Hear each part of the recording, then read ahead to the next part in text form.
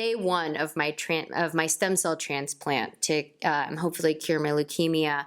I went home after the transplant, and then I started getting really high fevers of like 102, 103. So let's start with 100. So started with 100. Anything over 97 with a transplant, you're like, ooh, or 98. 98. Anything over that, they're like, come in. Anything over 98.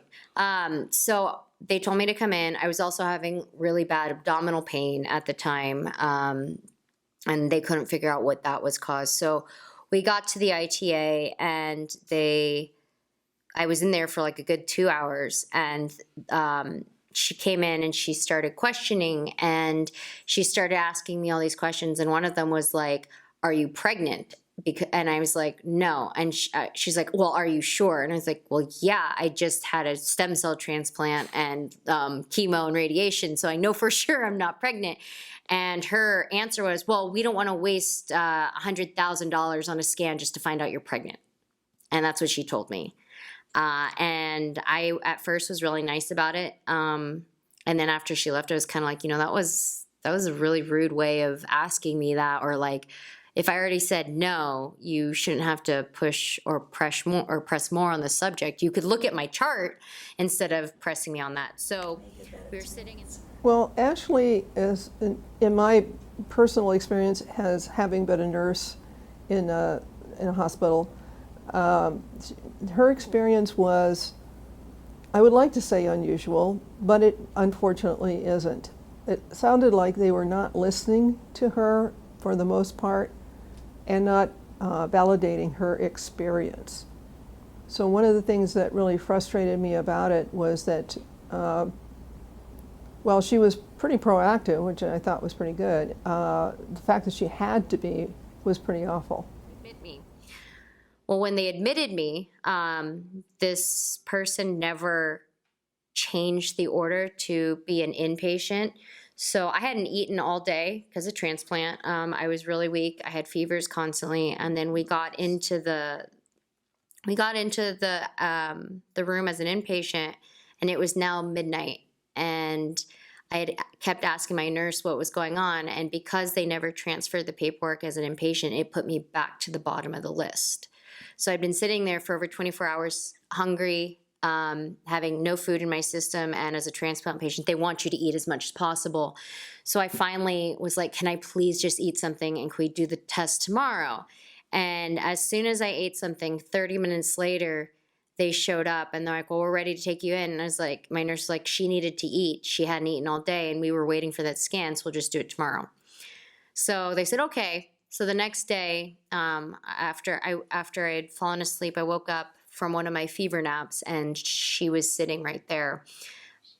She was a nurse practitioner, and the first thing she said to me was, well, you shouldn't have eaten. We couldn't do the scan. And I looked at her and I was like, you had me sitting there for 24 hours waiting for this scan, and I hadn't eaten and I had no energy. I can't help what I did. And put yourself in that person's position first before you really say that.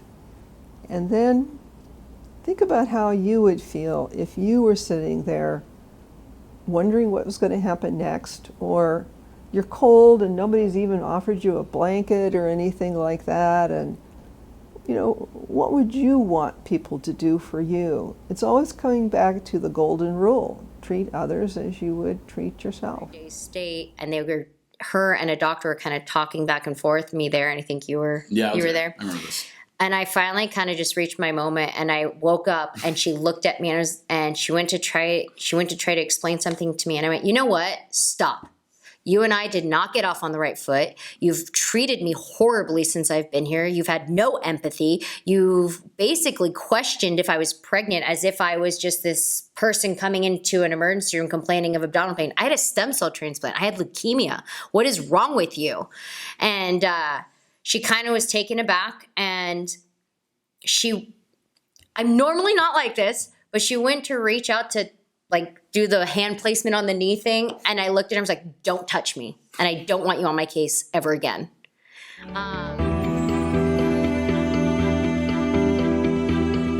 I think that Ashley was brave, and I really applaud her for for sticking up for herself and for advocating for herself, because what she described was the ultimate as far as all the things that you do not do and in healthcare. And again, if more patients could stand up for themselves and make their demands known, then I think that will start to elicit a sort of a change, I guess, in the way that a lot of these facilities are operating. But for those patients who are not able to stand up for themselves, whether they can't physically speak or they're just intimidated, then it's up to someone on that team. Someone on that healthcare team needs to stand up and be that advocate and be that voice.